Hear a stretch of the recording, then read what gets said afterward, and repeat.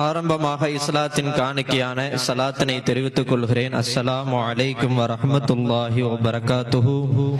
قال الله تعالى في القرآن الكريم والفرقان المجيد أعوذ بالله من الشيطان الرجيم بسم الله الرحمن الرحيم إن الله وملائكته يصلون على النبي يا أيها الذين آمنوا صلوا عليه وسلموا تسليما اللهم صل وسلم على رسولك سيدنا نبينا مولانا محمد وعلى آل سيدنا محمد وبارك وسلم عليه.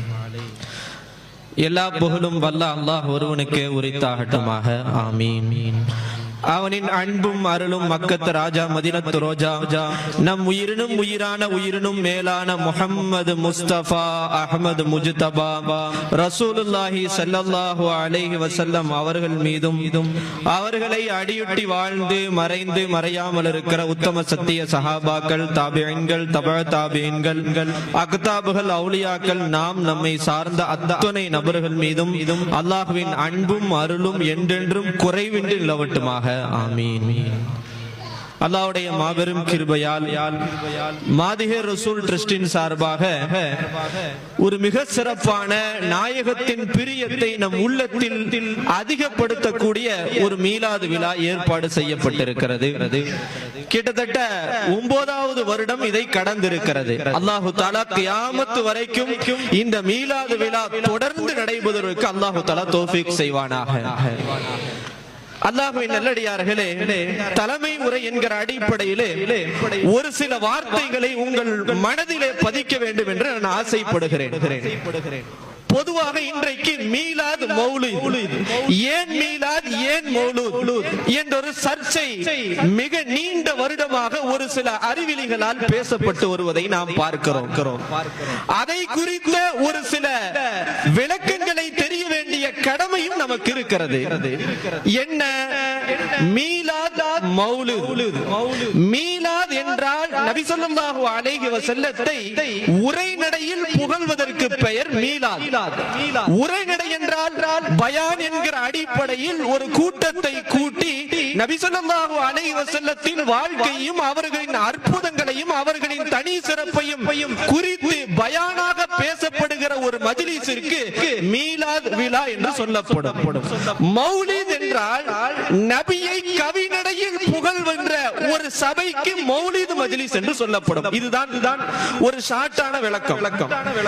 இப்ப கேள்வி என்னவென்றால், என்னங்க ஹஜ்ரத் மீலாது ஷிர்க் வச்சிட்டீங்க, ஷிர்காயிருச்சே, இணை வைப்பாகி விட்டதே என்று சிலர் கூவிக்கொண்டு திரிவதை பார்க்கிறோம். இங்கு யோசிக்க வேண்டும். மீலாது மௌலித் என்றால் பிறப்பு என்று அர்த்தம். இங்கு யோசிக்கணும். மீலாது மௌலித் என்கிற இந்த வார்த்தையில இணை வைப்பு இல்லை. என்ன ஹஜ்ரத், மீலாது மௌலித் என்ற வார்த்தையில எப்படி இணை வைப்பு இல்லை? ரசூலுல்லாஹ்வுக்கு பிறப்பு இருக்கிறது. ரசூலுல்லாஹ்வை படைத்த அல்லாஹ்வுக்கு பிறப்பில்லை. அல்லாஹ்வுக்கு பிறப்பில்லை, அல்லாஹ்வால் படைக்கப்பட்ட ரசூலுக்கு பிறப்பு இருக்கிறது என்கிற ஏகத்துவத்தை வெளிப்படுத்தும் விதமாகத்தான் மீலாது மௌலித் என்கிற வார்த்தையே அமைந்திருக்கிறது. வார்த்தையிலேயே ஷிர்க் இல்லாத போது இந்த மீலாது விழாவிலே எப்படி இணை வைப்பு இருக்கும்? யோசிக்க வேண்டும். அல்லாஹ்வின் நல்லடியார்களே, இன்னைக்கு சிலர் ஷிர்கையும் பிதஅத்தையும் கூறு போட்டு விற்கிறார்கள், இலவசமாக விற்கிறார்கள். என்ன அசைந்தாலும் என்ன பேசினாலும் இணை வைப்பு பிதஅத் என்கிற வார்த்தையை கொண்டு மக்களை ஏமாற்றி திரிகிறார்கள். நாம் நன்கு தெளிவடைய வேண்டிய நேரத்திலே நாம் இருக்கிறோம். வார்த்தையிலேயே இணை வைப்பு இல்லை.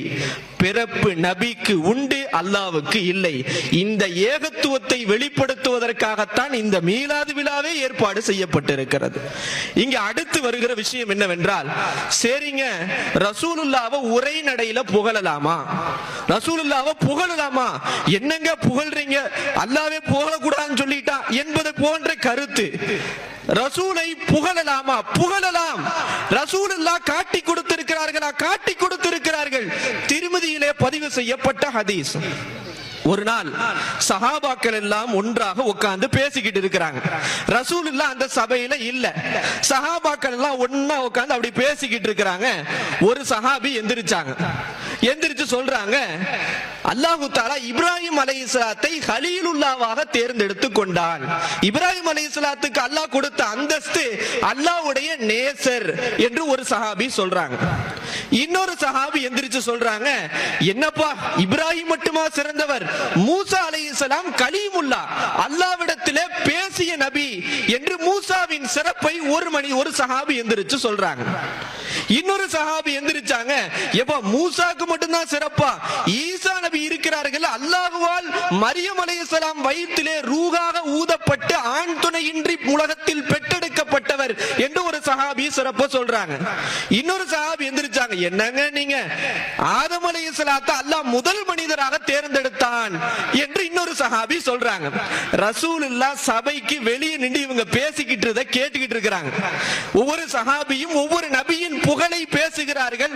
ரசூலுல்லாஹ் சபைக்கு வெளியே நின்று இந்த சஹாபி பேசுவதை கேட்டுக்கொண்டிருக்கிறார்கள்.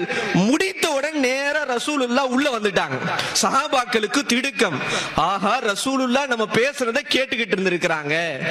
வந்துவிட்டு சொன்னார்கள், நபி அவர்கள், உங்களுடைய அஜப் சமஅத்து அஜபக்கும் வ கௌலக்கும், நீங்கள் ஆச்சரியமாக பேசிய அந்த விஷயங்களை நான் கேட்டேன். இப்ராஹிம் அலைஹிஸ்ஸலாம் அல்லாஹ்வுடைய நேசர் தான், ஆதம் அலைஹிஸ்ஸலாம் முதல் மனிதர் தான், மூசா அல்லாஹ்விடத்திலே பேசிய நபிதான், ஈசா அல்லாஹ்வால் ரூஹ் கொடுக்கப்பட்டு ஆண் துணையின்றி இந்த உலகத்திலே தோன்றியவர் தான் என்று சொல்லிவிட்டு நபி அவர்கள் சஹாபாக்களுக்கு சொல்லி கொடுக்கிறாங்க, நான் யார் தெரியுமா, நான் யார் தெரியுமா, அன ஹபீபுல்லாஹ், அன ஹபீபுல்லாஹ், நான் அல்லாஹ்வின் நேசன். மற்ற நபிகள் எல்லாம் அல்லாஹ் சொல்லியதை கேட்டார்கள், நான் சொன்னதை அல்லாஹ் கேட்பான். இத்தனை நிகழ்வுகள். அது மட்டும் ரசூலுல்லாஹ் சொல்லவில்லை, லா ஃபஹ்ர, எனக்கு இதில் எந்த பெருமையும் இல்லை, வ அன ஹாமிலு லிவாயில் ஹம்தி யௌமல் கியாமத்தி லா ஃபஹ்ர, கியாமத் நாளிலே நபிமார்கள் எல்லாம் தவிப்பார்கள், உலகத்தின் கோடி கோடி மனிதர்கள் எல்லாம் தவிப்பார்கள். அப்பொழுது அல்லாஹ் ஹம்த் என்கிற லிவாவுல் ஹம்த் என்கிற இந்த கொடியை என் கையிலே கொடுப்பான், நான் கம்பீரமாக நான் சுமந்து செல்வேன், இதனால் எனக்கு எந்த பெருமையும் இல்லை என்று ரசூல் ஸல்லல்லாஹு அலைஹி வஸல்லம் சொன்னார்கள். அது மட்டும் சொல்லல, அடுத்து சொன்னார்கள், அவ்வளு மை யுஹர்ரிகு ஹல்கல் ஜன்னah, நாளை சொர்க்கத்தின் கதவை மறுமையிலே முதலில் குலுக்குவன் நான் தான், அல்லாஹ் எனக்கு தான் முதலில் சொர்க்கத்தின் கதவை திறந்து வைப்பான். சொர்க்கத்தின் கதவு திறக்கப்பட்டவுடன் நானும் என் உம்மத்தின் ஏழை மக்களும் முதலில் சொர்க்கத்திற்கு போவோம் என்று ரசூல் ஸல்லல்லாஹு அலைஹி வஸல்லம் சொன்னார்கள். அல்லாஹ் தஆலா அந்த கூட்டத்தில் நம் அனைவரையும் ஆக்கி அருள் புரிவானாக.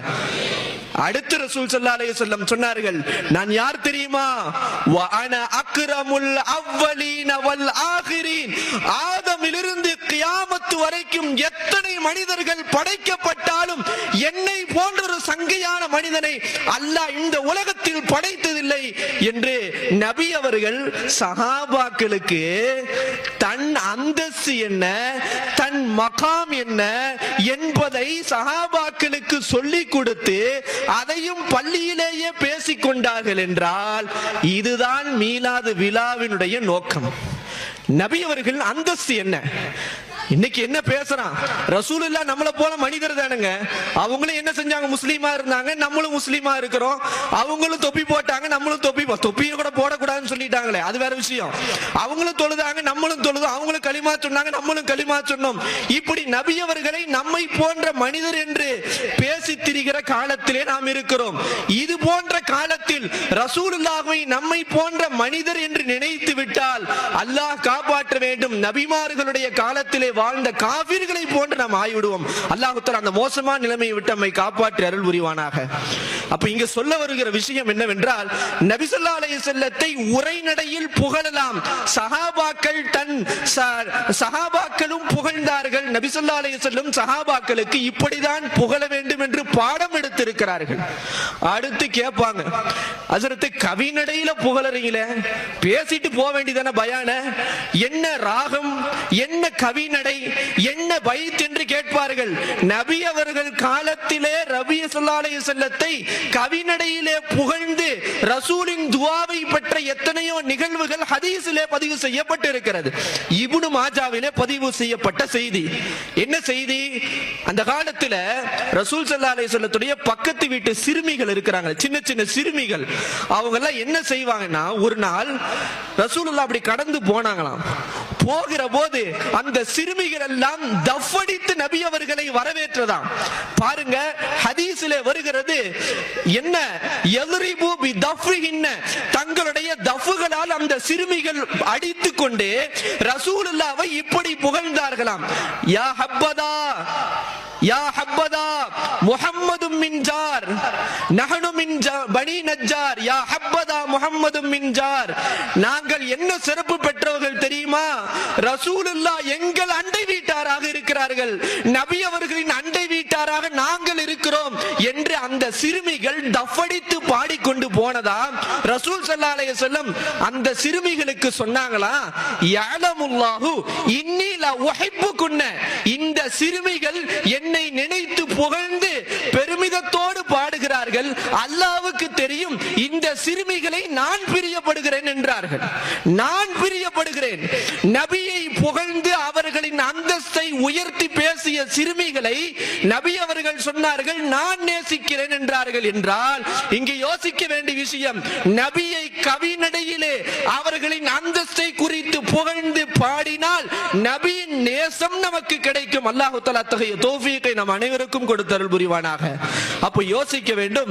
அப்ப ரசூல் ஸல்லல்லாஹு அலைஹி வஸல்லத்தை உரைநடையில் புகழ்வதற்கு மீலாத், கவிநடையில் புகழ்வதற்கு மௌலூத், இந்த இரண்டும் அம்சமாக சேர்ந்திருக்கிறது இந்த கம்பம் பகுதியின் இலாஹி பள்ளியினுடைய இந்த மைதானம். இந்த ரெண்டு சிறப்பையும் பெற்றதாக அல்லாஹ் ஆக்கி வைத்திருக்கிறார்.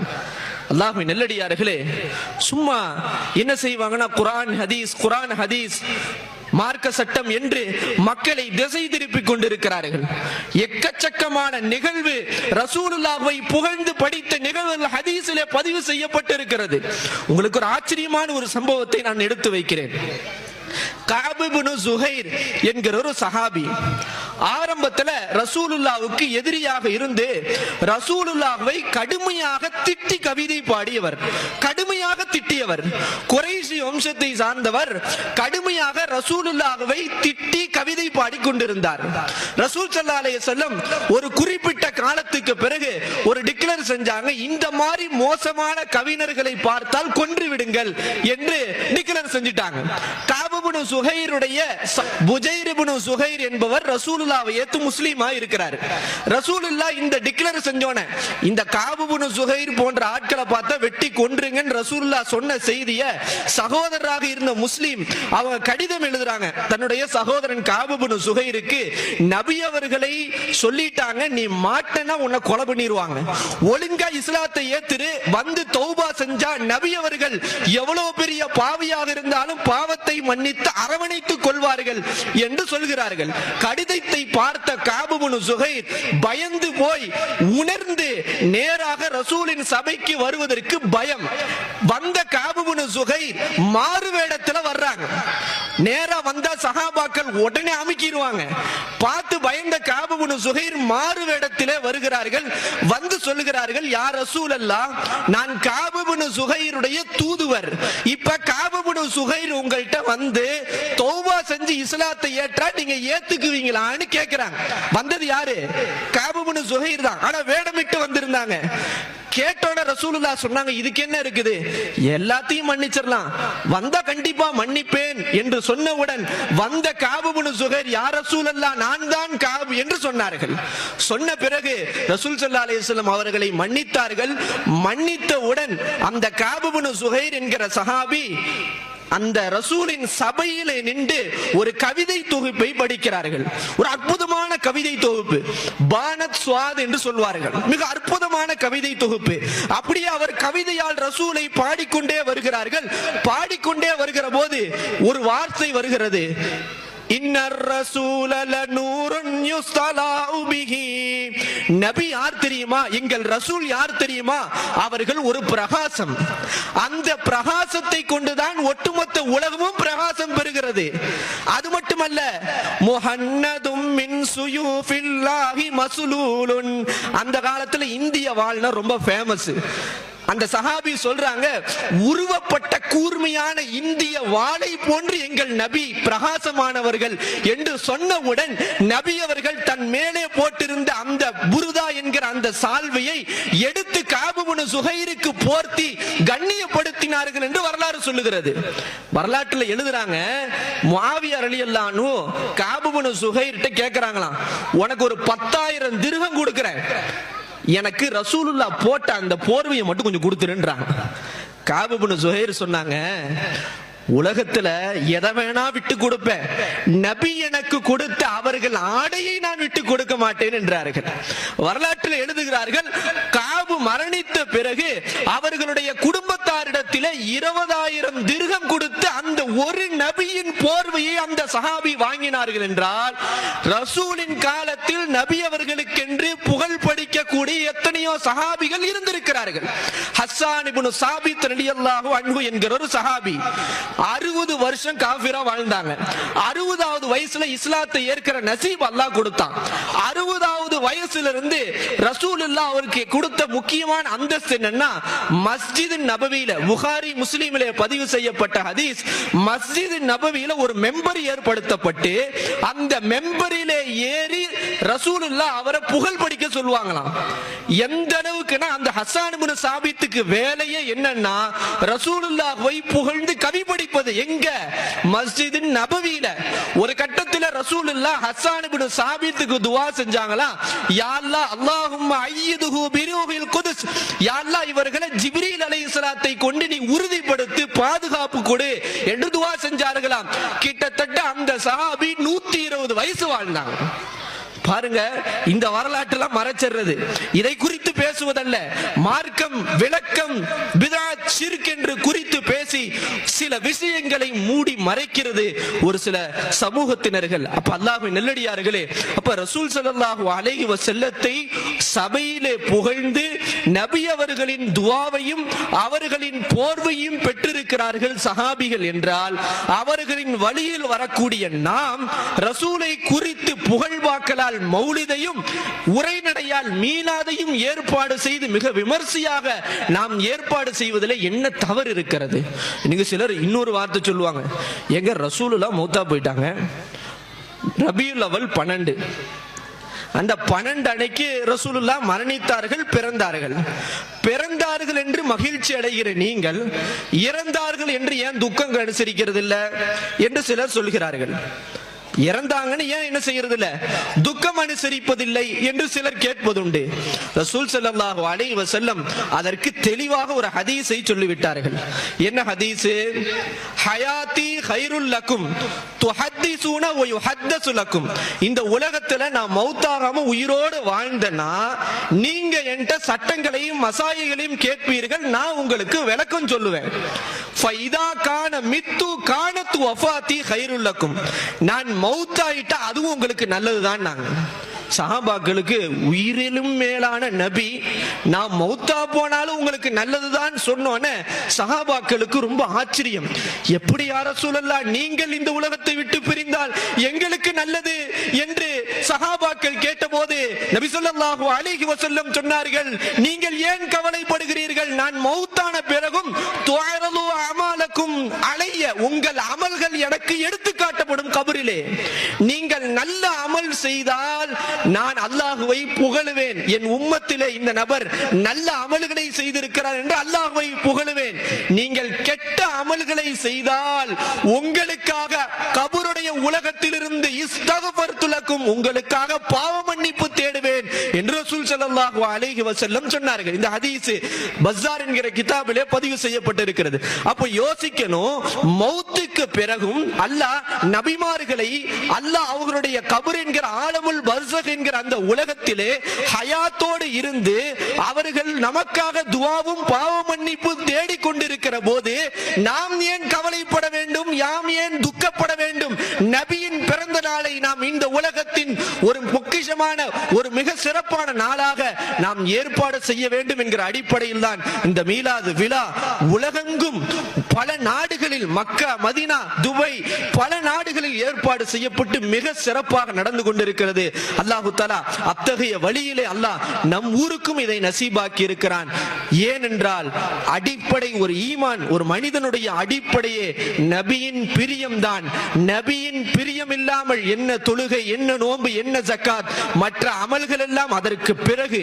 நபியின் பிரியத்தை தாண்டி ஒன்றும் இல்லை. அதற்கு அடுத்துதான் எல்லா அமால்களும். அல்லாஹு தஆலா அத்தகைய நபி காதலர்களாக அல்லாஹ் நம்மை அனைவரையும் ஆக்கி அருள் புரிவானாக.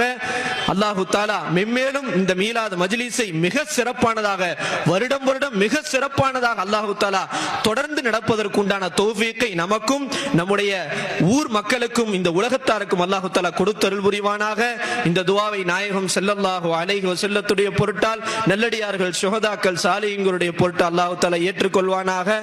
ஆமீன். வ ஆகிரு தஅவானா அல்ஹம்துலில்லாஹி ரப்பில் ஆலமீன். அஸ்ஸலாமு அலைக்கும் வ ரஹ்மத்துல்லாஹி வ பரகாத்துஹு.